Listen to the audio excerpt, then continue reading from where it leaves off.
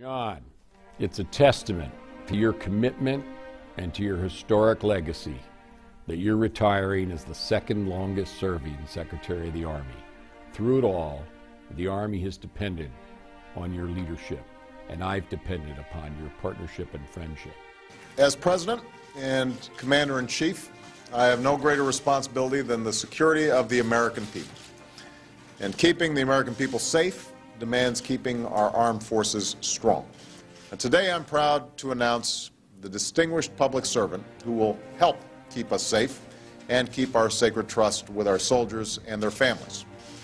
The next Secretary of the Army, the ranking member of the House Armed Services Committee, John McHugh. I should note that this patriotism runs in the McHugh family. During World War II, John's father served with distinction on a B-17 bomber.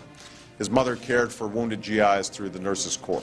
I also know that he is more than ready to carry on his family's tradition of service and to write the next great chapter of his own service to his country. I am enormously moved and deeply proud of this nomination. And Mr. President, let me thank you very briefly for your very gracious and kind comments about my family and about my affinity for the United States Army. My dad's been gone from us now for 19 years, and yet not a day passes we don't miss him. Not a day passes when he is unable to bring a smile to our faces or a tear to our eye. And we love him dearly. My brother, my best friend, I've always thanked him for taking the bottom bunk in the one bedroom we grew up together. But most of all, for having the good sense to marry my sister that I never had, his beautiful bride, Marty, and for giving us the apples of all of our eyes, their son and daughter, PJ and Michaela. Most of all, my mom, who through all of these years, after having brought us into the world, still finds a way to help us take that next step in a very difficult world. Mr. Secretary, you're joining a line of distinguished Army secretaries, a selfless group of Americans who, like you, have answered our nation's call to service. So help me God. You stand on the shoulders of 20 predecessors, from the first Secretary of the Army, Kenneth Royal, who served President Truman 62 years ago, to Secretary Gordon Gray, who led the desegregation of the Army, and Secretary Robert Folke, who led the transition of the Army to the all-volunteer force in the aftermath of Vietnam. So, John, it's my pleasure, on behalf of the Army family, to officially welcome you as our 21st Secretary of the Army. And as I told President Obama when we met at the White House the day he announced my nomination, I promise you I will do everything I possibly can with every moment I am afforded to not let all of you, the nation, and most importantly, our amazing Army down. An immutable truth exists in this building this afternoon. This is the mere turning of a page, just one page, in a glorious story that has extended for more than 2¼ centuries. One page that will undoubtedly serve as a prelude to many, many more. Every arrival foreshadows a goodbye. And this page, my page, will turn as well. But by the grace of God, what will not change, what must not change, is that long line of courageous individuals that when the nation's call has sounded, they've answered. When freedom was imperiled, when liberty was assailed, they have answered. When tyrants have threatened, wherever they have been, they have answered. It's our job to keep telling the Army story, and part of that story includes an explanation of where we are headed. We will get smaller, and I believe in the old adage that soldiers are not in the Army. Soldiers are the Army. Mr. Secretary, I want to thank you on behalf of the more than 2 million soldiers and their families for your service to our nation, to our Army, and most of all, to our soldiers and their families. Hey, Secretary McHugh, I want to thank you on behalf of the entire uniformed part of the United States Army for your 6 consecutive years of service as our 21st Secretary of the Army, and your dedication, devotion to our soldiers and the families and the civilians have made us the most skilled, resilient, and combat-hardened Army in our nation's history. You are truly a leader that exemplifies the Army values of duty, respect, and selfless service. Your legacy will be remembered in the steps you took to ensure that our Army of today is ready to meet and successfully execute the challenges of tomorrow. This is one of the most important things, one of the most critical challenges your Army faces today.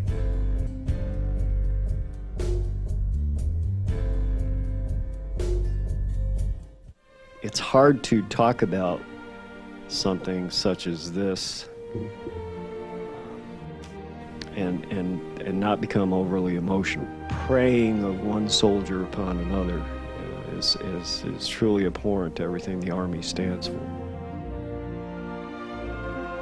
You brought the United States Army into the 21st century. You really did. It's an effective fighting force. You've given everybody an opportunity to serve in the Army, and that's what I wanted as Secretary, and I know that's what you wanted as well. I just want you to know that I have been always so impressed with the personal care and attention that you give to the most important issues of all, which are the issues affecting our people. It's been absolutely a pleasure to work under your leadership for these last 6 years. We've made tremendous strides, not only in resourcing the Army, but accountability and auditability. So thank you very much. I look forward to great strides that we make in the future in the Army, much to the groundwork in which you've laid in the legacy. As soldiers have gone forward, they've been amazingly adaptable, amazingly flexible. They've shown intelligence and resourcefulness, and we have to learn how to produce that kind of soldier even when there's no war to go to align our institutional generating force so that we can, through better training and better schooling, produce that kind of professional, agile leader of the future that we have with us today. That's something we just can't lose. Fort Gordon proved in our analysis, and I think the community proved very clearly in our public listening sessions, that this place made every sense in the world to be chosen as our Cyber Center of Excellence. Cyber, as important as it is, will only get more so into the future. We see this as an emerging challenge, and therefore we see the capabilities of defending the network and developing cyber network defenders. We're taking the lead in energy security and sustainability. Our developments in green technologies, solar power, and water conservation are protecting the lives of soldiers and providing them an advantage on the battlefield while reducing our dependency on traditional fuels. For the last 5 years, the Army's made tremendous progress under your leadership, especially in energy. Stood up the Office of Energy Initiatives, renewable energy, increasing the resiliency of our installations. Whether it was supporting our attempts to create a governance structure for the Restore Council, to supporting our dam remediation policy with the Department of Energy, which I appreciate everything that you have done for the Army Corps of Engineers.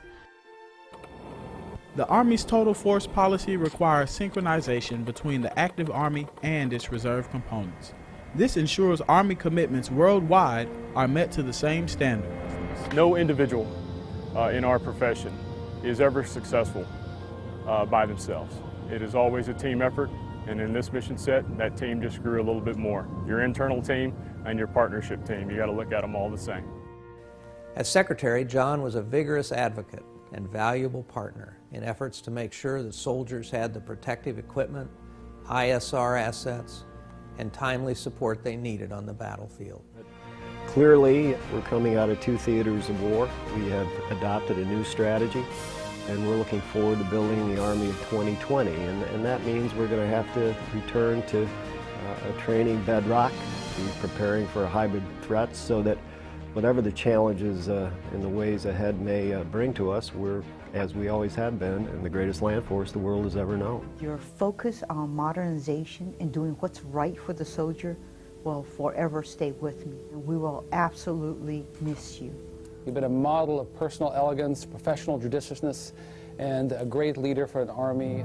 The men and women who don the uniform of the United States Army are simply the greatest force for good the world has ever known.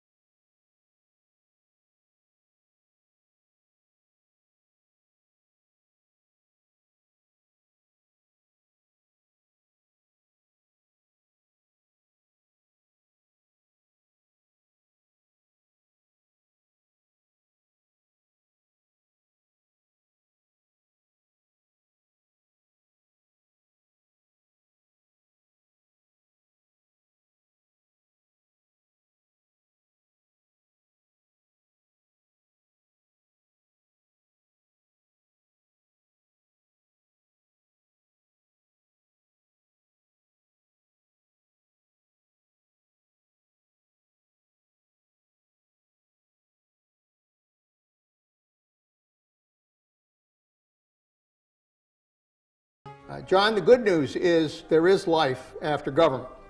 The bad news is you're going to have to live that life on your own. You're not going to have military attachés, you're not going to have drivers, you're not going to have a staff to tell you where to go each day. There is a platoon of production people out there, and I'm about to give them a collective heart attack. I'm going to go off script here for a minute.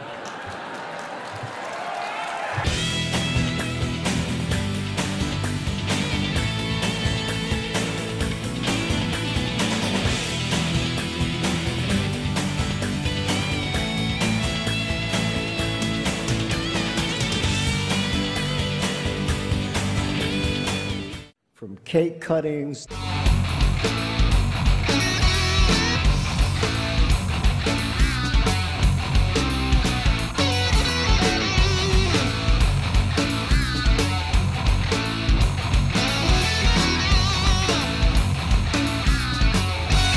to twilight tattoos to post runs. To each and every one of you for this, the historic running of the 30th Army 10 Miler.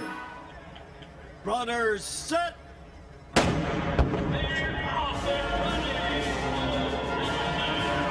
And birthday balls like this.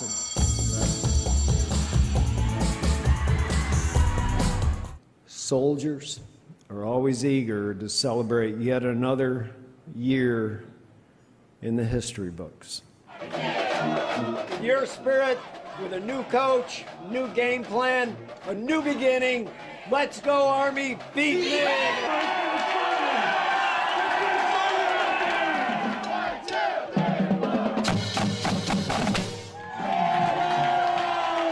Hasta la vista, Navy!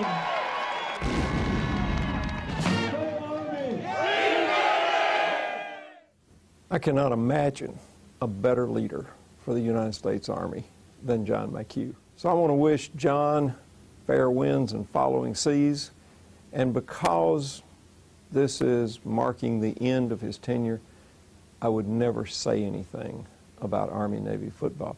13 in a row, 13 in a row.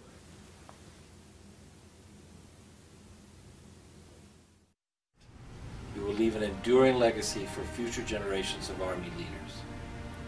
It was a pleasure and an honor to serve as your Undersecretary of the Army. Secretary McHugh, boss. Because of my inability to hold down a job, I've worked with every senior leader in the Obama Pentagon. None is more decent than you. The millions of soldiers, civilians, contractors, and their families who've been with the Army under your service know that you're leaving it much stronger than when you found it. You are, in my book, now and forever, an American patriot. And I thank you for serving me, for serving the Army, and most of all, for serving the nation.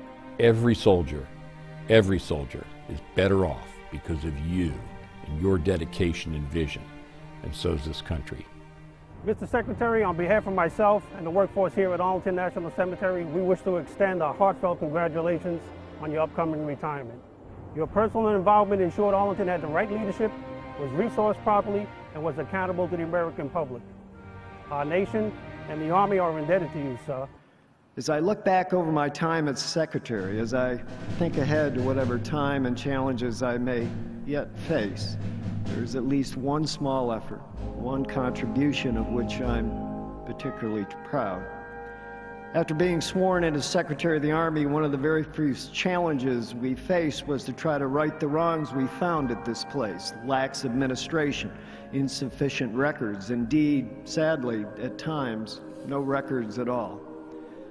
Based on the findings of an investigation by our Army's Inspector General, we were sickened to learn that the failings found here were more systemic, more shameful than anyone in the Pentagon or which previous investigations had identified.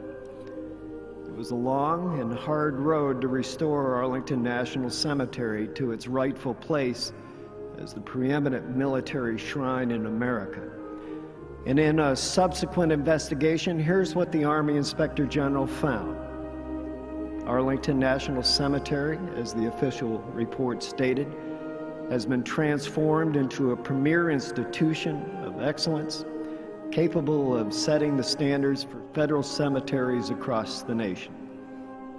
Arlington National Cemetery will still and forever be a shrine to those who served, all those who sacrificed, who gave of themselves for liberty and freedom and equality, who wore our nation's uniform so that unborn generations might live their lives together forever in peace.